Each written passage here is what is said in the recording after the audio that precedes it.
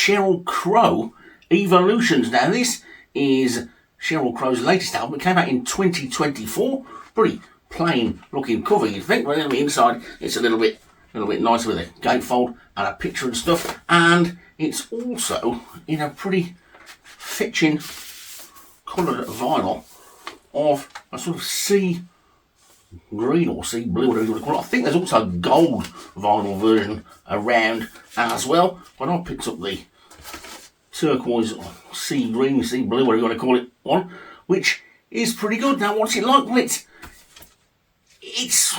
a Sheryl Crow album, so you know sort of what you're going to get. It sort of does hark back to the early stuff, but it's a grown-up look back, if you like. It's got a lot of the fun of some of those early stuff in there, but it's also got some sort of deep sort of sections in there, and the lyrics are a little bit more meaningful maybe than they were on the earlier albums. But if you're a Sheryl Crow fan, you will like this, definitely. I mean, she said she wasn't going to do any more albums, didn't she, after the last one, which was like 2018, I think. Threads and all those on CD. So this is the first Sheryl Crow album that I've actually bought on vinyl. Next up is this, Halo Maud.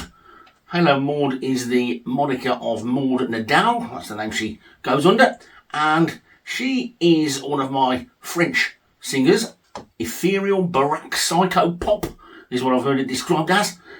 It's just good to me. I think it sounds really good. It blends the English and the French. Some of it's in French, some of it's in English. She's a multi-instrumentalist. She does pretty much most of the stuff on here on her own. She's really, really, really good. It's got if it's possible, it's got a feeling of the 1960s and the 2000s all rolled in together. It's really good. Who's it been likened to? Stereolab, somebody's mentioned, and Melody's Echo Chamber, somebody else has mentioned as well. I don't know either of those bands particularly, so I couldn't possibly comment. All I saw was it's a French singer, and everybody that watches this channel, all 7 of you, know that I like a French singer. So this was on offer at a price in single figures, complete brand new, sealed with an OB strip, which is nice, and it's also in this nice in the sleeve as well, and it's also in this nice fetching white vinyl. So I thought it's daft not to have a crack at that, because it's bound to be something that I'll find something on there I like, because of how much I like my French singer. So there you go, well worth checking out, Halo Maud. She's just brought out a new album as well, which I think is called Celebrate or Celebrations. I haven't got that yet, but it'll probably be on the list to look out for. But if you see this about, you can get it off Amazon pretty cheap.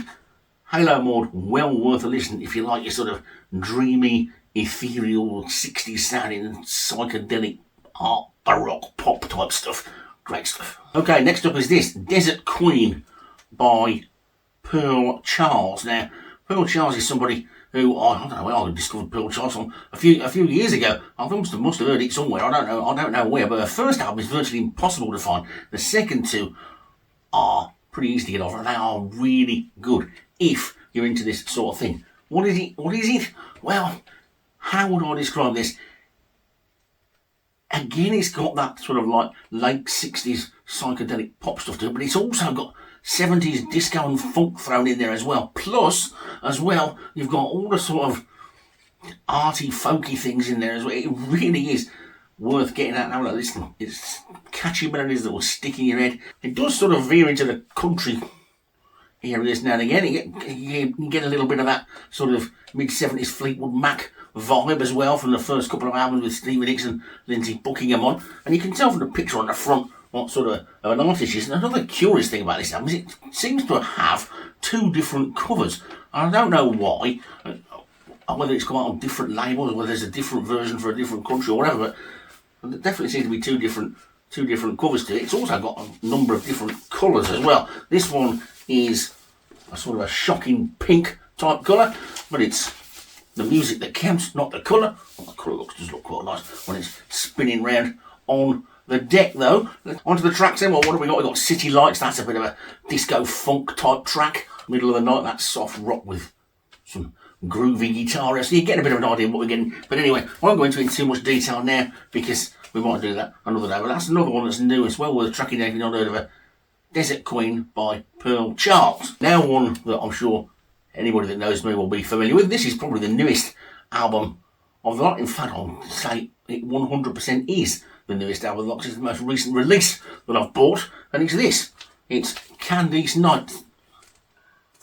It's Candice Night Sea Glass. This is got a nice cover, got a nice gatefold sleeve in there. It's a really nice package as well. It's got again another sort of sea coloured, like transparent see-through sort of vinyl, which is quite nice, and I'm pretty sure there's a book in here as well. Yeah, maybe it's not quite big enough to be called a book, but it's not just like your normal inner sheet type thing. It's got several sort of pages of stuff with the lyrics on, and big enough for old people like me to be able to read them, of course. And added bonus, you got Ritchie Blackmore playing on one track as well. I'm sure everybody knows, but just in case there's anybody stumbling across this channel who doesn't know who Candice Night is, of course, she is the wife of Ritchie Blackmore and the singer in Blackmore's Night. This is a solo album that she's done. Richie's played on just one track on it.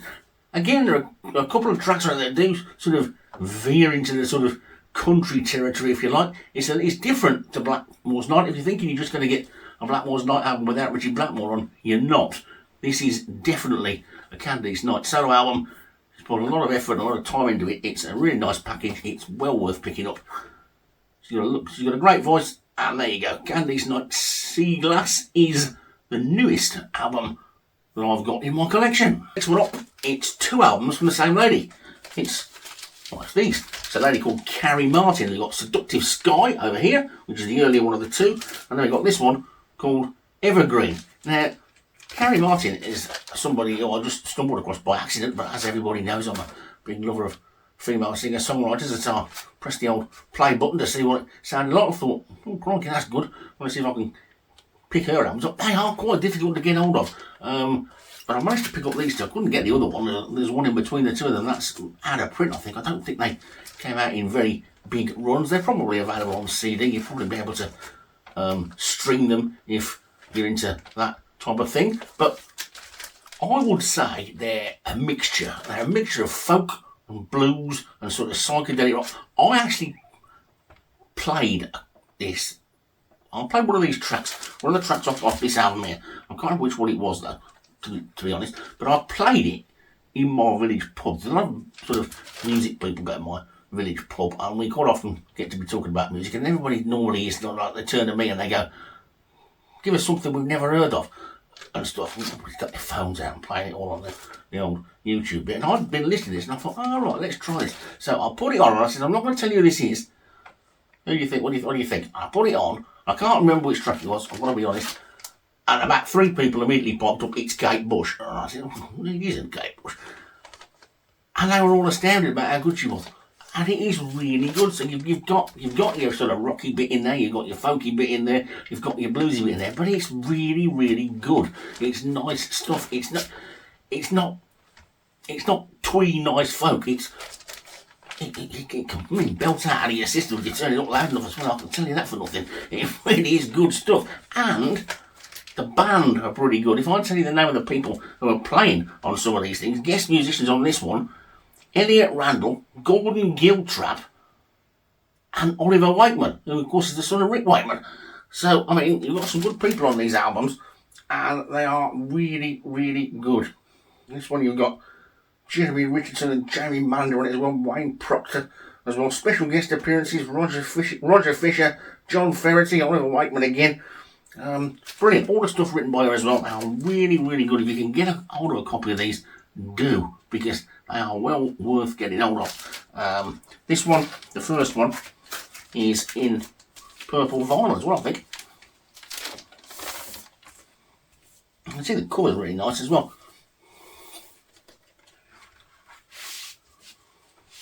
It's in purple vinyl. There you go. Really nice stuff, and also came with a nice poster as well, which is signed and very nice. Now, there's a story about this. When I actually bought this, I bought this off Discogs, and I bought it from a dealer. I bought both of them the same one, and it turns out that there's something to do with Carrie Martin. I think they're involved with the pressing of the albums and stuff, and I bought some other stuff from them as well. I was pretty impressed, so I left them some good feedback. But what I did say, I sent them a message. I said, this stuff is all great, it's brilliant, but there was supposed to be a poster in the album, and there wasn't one in there. I'm not bothered about it because I'm not 12, am I? Do you know what they did? They sent it me in a great big blooming sturdy envelope thing. I don't know if anyone, I thought, I knocked on the door, I thought, what on earth is this? And I'd forgotten about it. And there you go. So the poster's come as well. So that was nice. Psychotron UK, I think they're called. So I'll give them a little bit of a plug. Go and buy some of their stuff. And they've probably got these albums still as well. Next up is an album that I've been after for a few years. It's this. It's an album called See You Around by a band called I'm With Her. Now, who are I'm With Her? I'm With Her are Sarah Jarosz, who is the lady that I was first into. That's how I got into these. The first time I got get hold of some of her solo albums. So she was the one that I knew the most. The other two are Sarah Watkins and Aoife O'Donovan. It's a really nice blend of the three people together, the three ladies together, the three voices together. Makes it a really, really interesting album. What's it like? You've got really like tight and haunting melodies in there.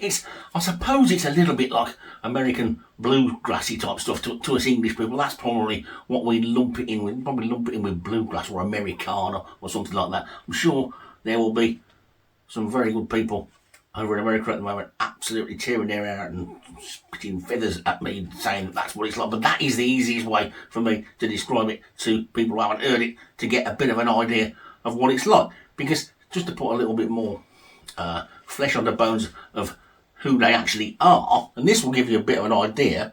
Sarah Watkins is a violinist and a vocalist, and she was the co-founder of a band called Nickel Creek. Sarah Jarosz, as I said, was the one that I'd heard of before because I'd got her solo albums. Now, she is a mandolinist and a banjo player as well as a singer. And then the third lady in the band, Aoife O'Donovan, has also done quite a few. So she's got sort of like Irish folky type stuff, really. And she's was in a band called Crooked Still. So that's where they've all come from. That's where they've all got. So they're all sort of got. I mean, the harmonies and stuff are brilliant. I don't know what I'm trying to explain it to you. Just say to people, I should just hold them up and say this is an album. It's called See You Around while I'm with her. Go and listen to it because it's far better to go and listen to it because it's so easy to listen to stuff now, isn't it? All you got to do is type it into YouTube, press the button, and you can hear it, and then you'll go, blimey, that's good. I better go out and buy myself a copy of that. That's what I did. It took me ages to find it, mind, because I don't think it got a release over here. I just must have picked one up that somebody got imported lucky or didn't want, or I don't know how. But anyway, I got it, and it was something that I was pretty pleased to get hold of. This one came out in 2018, and while I've been looking for it all that time, they've made two more since then. Call My Name in 2020, and there's another one that came out this year as well, which is called Wild, Clear and Blue. Now, I've not heard either of those. I've not seen either of those around anyway, so they are, again, on my list for things to try and find. The package is pretty basic, to be honest. It's got the, oops, that's the download card falling out.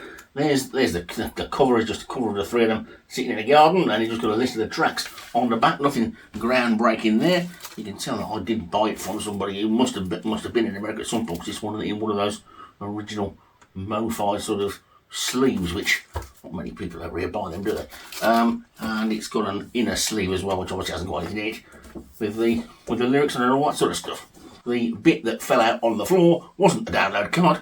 It was a little postcard, which is a picture of the three ladies on it, and See You Around on the back. Obviously, it's a postcard that will not get used. People send postcards anymore anyway. That's a nice little thing to have in there. And as if I was in one of those situations where I had a big, massive music room and stuff, you sort of think you might want to stick in a frame and put it on a wall or something with all the other stuff that you've got stashed away that you haven't got room for. But anyway, there you go, that's in there as well. Really good album this. If you like your vocal melodies, if you like your violins and banjos and mandolins, you like a bit of all that sort of melody type stuff, it's well worth trying to track down and have a listen to it. I'm With Her, See You Around. So next one, we've only got two left, and this one is potentially probably the most interesting one of the lot, based on what the majority of my sort of audience, if I've got one, listen to, because it's an album called Lady for Sale, and it's by a lady called Lola Kirke. Now, Lola Kirke is the daughter of Simon Kirke, the drummer from Free and Bad Company, which is obviously what got me interested in it when I saw it anyway. But it is absolutely not fair to refer to this lady as the daughter of Simon Kirke, because she is multi-talented in her own right. This is one of about 4 albums she's made now, which are all startlingly different and startlingly good as well. This, when you look at it, you think it might just sort of be like sort of bubblegum pop type stuff, don't you? But it isn't. It's got all sorts of things going on in it. It's got a lot of country tinges because she's based in America now. Probably better known as an actress. Well, you're not allowed to have actresses anymore. You have to call them actors now, don't you? But she's probably better known for that. I'm not an expert on films and all that type of stuff. I'm a music man, not a film man.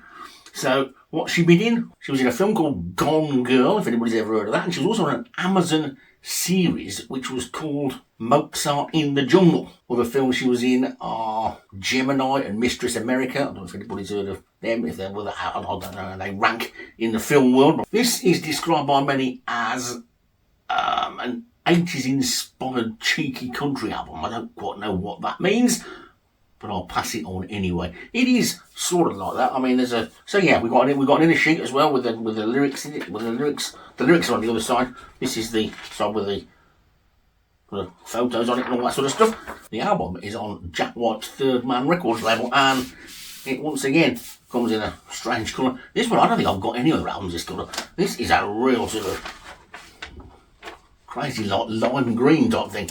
It needs that colour replacing because it's in a plain colour. Right? You'll have to go one of my Japanese style ones so it doesn't get damaged. But it's a nice album. Her other albums that are good. She just brought out one more recently, which is a picture of her on the front dressed up as a clown, but a quite sinister looking cowboy clown. That's called Trailblazer, and there are a couple of Head Gone West or Heart Gone West, I think the other one's called. But anyway, it's good stuff, and that's Lola Kirke. Well worth tracking down some of her albums. They're not that difficult to get hold of. They can be quite pricey in a few places because they don't tend to get released over here, and you've got to get them from America. But again, as people have said before, there are places that do get them in at not too bad prices, and you can pick them up on Amazon, and that Rareways place is pretty good as well on eBay for getting stuff from America without having to pay all the heavy taxes and all that sort of stuff they do free postage. So I think that's where I get quite a lot of my American stuff. Well, those two I think I got that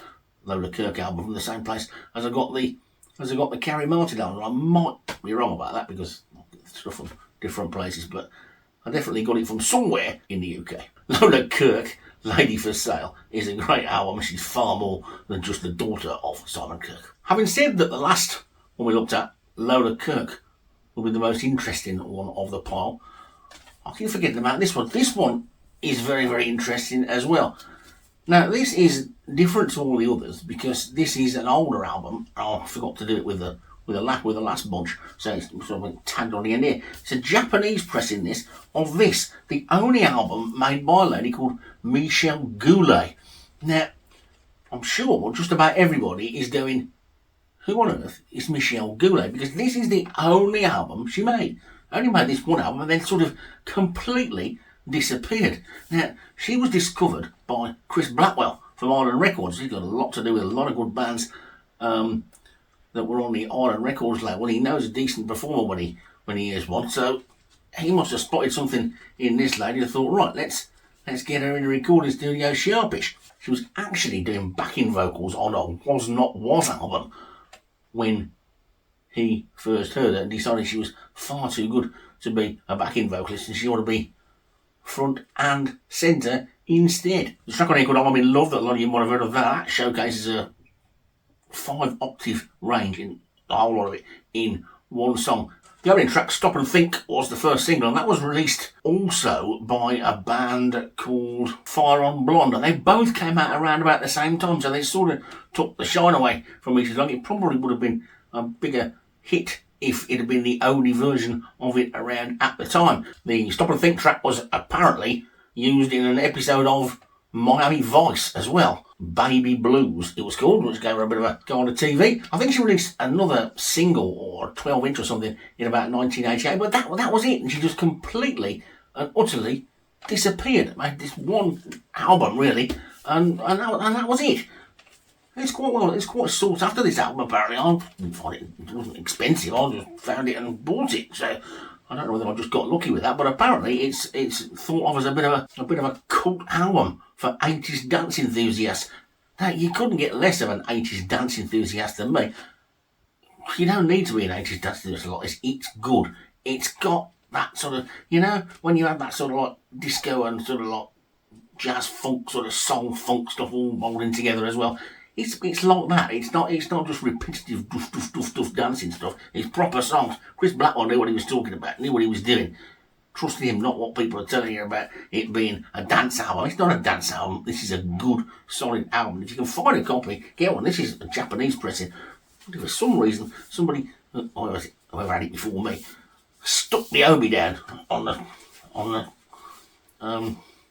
the sleeve, which I suppose is better than doing what I did with all mine in the 80s, which was throw them away. So there you go.